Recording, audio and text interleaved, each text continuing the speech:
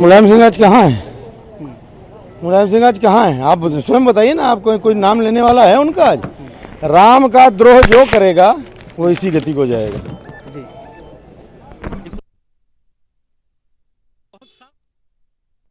देखिए, बाबरी मस्जिद की शहादत के बाद पूरा मुल्क सोगवार था और न सिर्फ मुल्क बल्कि पूरे आलम इस्लाम के अंदर एक शोक का माहौल पैदा हो गया था। और अब जो ये दूसरा फ़ैसला आया है ये भी बहुत ही मायूस कुन फ़ैसला है कि जिससे कौम को या मुल्क को ये उम्मीद थी कि इंसाफ मिलेगा, या ये कि वो लोग जो टीवी पर आकर अलल ऐलान इस बात को बोलते रहे कि बाबरी मस्जिद के हमको फ़क्र है इस बात पर कि हमने बाबरी मस्जिद को शहीद किया है, ऐसे लोगों को भी छोड़ देना एक बहुत ही मायूस कुन बात है। और ये इससे एतमाद जो है वो मुतज़लज़ल होगा अदलिया पर से, कोर्ट पर से।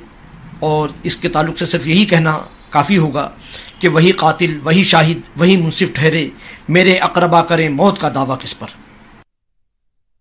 आज न्यायालय ने बाबरी विध्वंस का जो फैसला सुनाया, हम सब संत ही नहीं, पूरे सनातन धर्म, पूरा हिंदू इतना खुश हुआ कि उसके मुख से जय श्री राम और महादेव के अलावा और कुछ नहीं निकल रहा है। राम के कार्य में कोई अपराध नहीं होता है और यह घटना कोई पहले से सुनियोजित नहीं थी। जैसा माननीय जज साहब ने भी कहा है, सभी को बरी कर दिया गया, किसी कोई अपराध नहीं था। जो भी व्यक्ति वहां उपस्थित थे सब ने कोई योजना बना के नहीं गए थे। यह कार्य राम का था। राम भगवान मर्यादा पुरुषोत्तम हैं, उन्होंने अपना काम कराया और आज के फैसले का सभी संत समाज बिल्कुल साफ बरी होकर के बाहर आएंगे।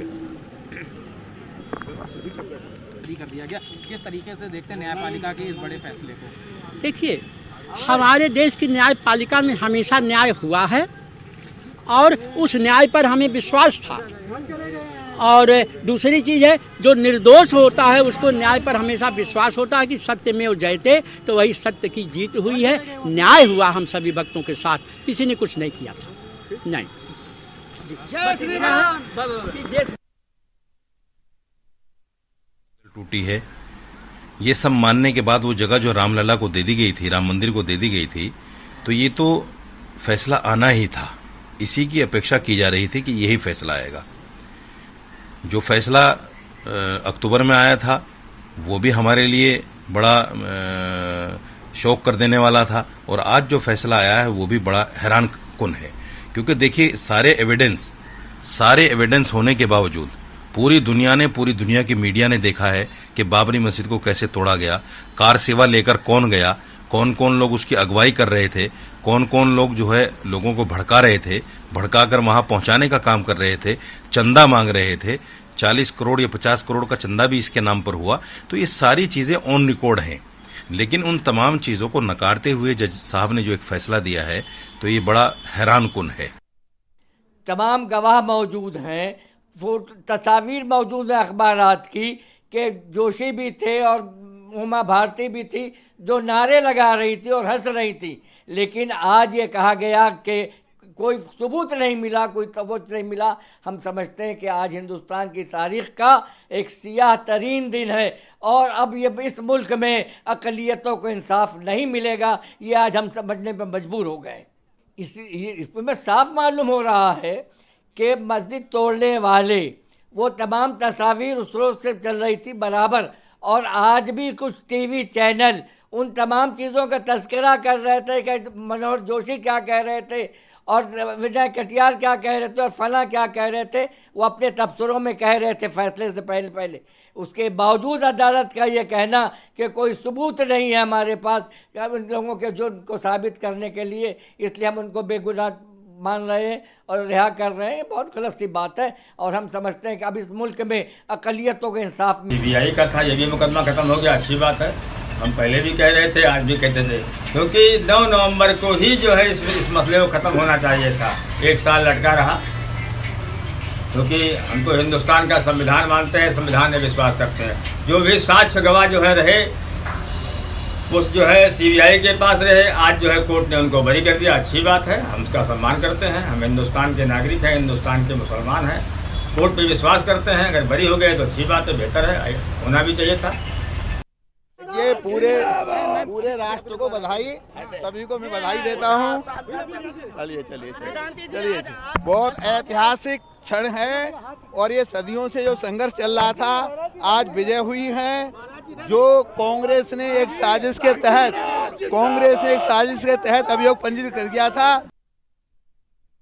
बाबरी केस में 28 वर्षों के बाद आज जिस तरह से पूरे देश ने देखा कि फिर एक बार न्याय की जीत हुई है, हम इस फैसले का, माननीय न्यायालय के फैसले का हम स्वागत करते हैं और सभी को बधाई देते हैं। जो लोग इसमें हमारे आरोपी थे, आज वो पूरी तरीके से उन्होंने न्याय के सामने जाकर ये बता दिया कि अभी हमारे यहाँ देश में न्याय का राज है, कानून का राज है।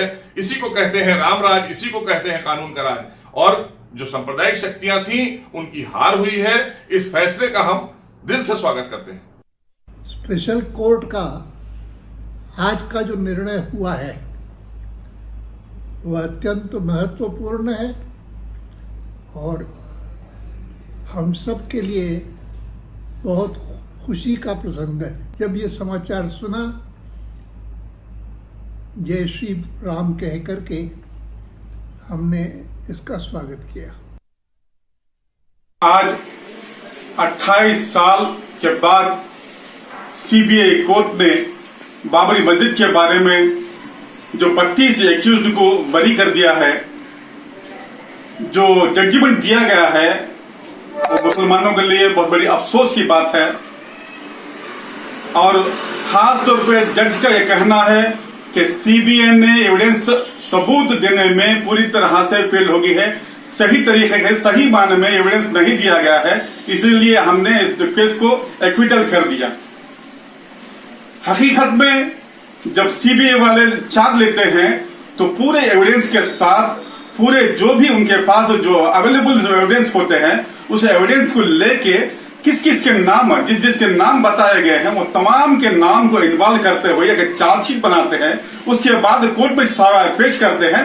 कोर्ट में पेश करने के बाद सुनवाई होती है। आज कोर्ट कह रहे हैं कि एविडेंस नहीं है, लेकिन हमें ये कि इंसान को पूरे जब उम्मीद पूरी तरह से हार जाता है तो कोर्ट की अदालत के चौखट पर एक इंसाफ का एक इंतजार होता है। जब आज जो इस तरह का जजमेंट दिया गया, इस जजमेंट को देखा गया, तो हम लोग बहुत अफसोस हुए। कोर्ट से, सीबीआई कोर्ट से हमें इस तरह की उम्मीद नहीं थी। लखनऊ की सीबीआई कोर्ट ने एक ऐतिहासिक निर्णय दिया है और वो निर्णय इस बात को सिद्ध करता है कि 6 दिसंबर को अयोध्या में हुई घटनाओं के लिए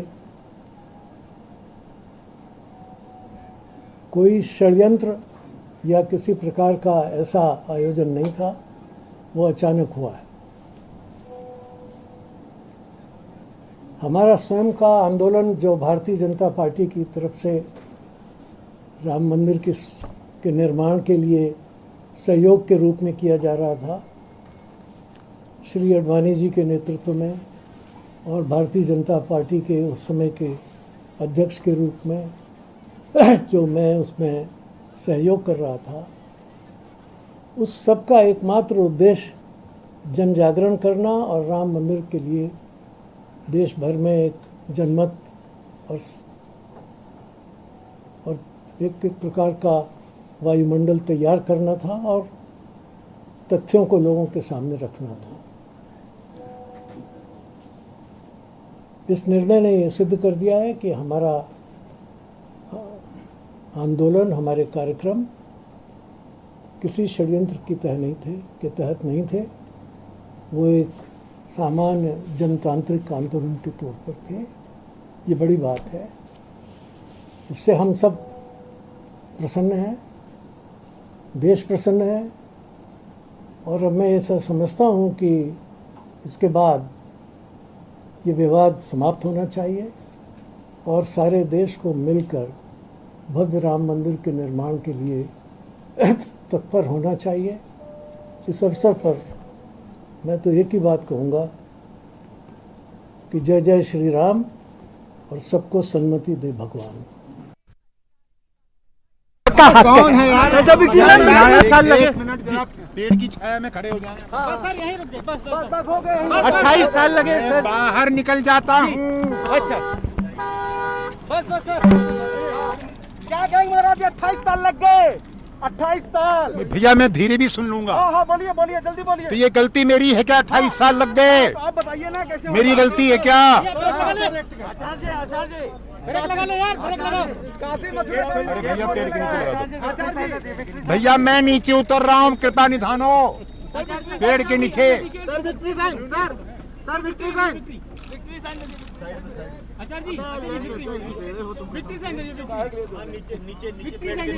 मैं अंग्रेज नहीं हूँ, मैं ऐसे नहीं बोलूंगा, मैं ऐसे करूंगा। जय श्री राम कर दिया उधर। ऐसे करना और ऐसे करना एक घमंड है। हाथ जोड़ के भैया मैं उतर रहा हूँ, मेरे मत सर इधर भी मेरे पैरों में नीचे उतर रहा हूँ। आइए उतरिए भैया।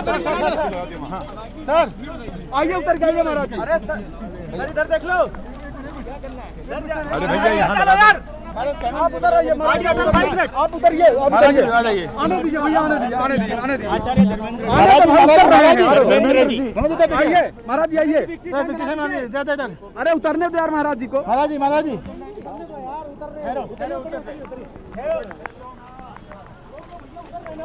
उतरने दो, आने दो मेरे पिताओ। आचार्य जी पहली प्रतिक्रिया क्या है? 28 साल तो मैं बाहर आ जाऊँ चैन से? बिल्कुल छाए में। बाइक चलिए तो हम लोग उम्मीद करते हैं कि आप प्रसन्नता के साथ अपनी प्रतिक्रिया दें। मैं उतरा इसीलिए हूँ भैया, मुझे पेड़ के नीचे खड़े जाना। भैया आइए। तुम सब इधर आ जाओ, मत लगाओ। पीछे चलिए, पीछे और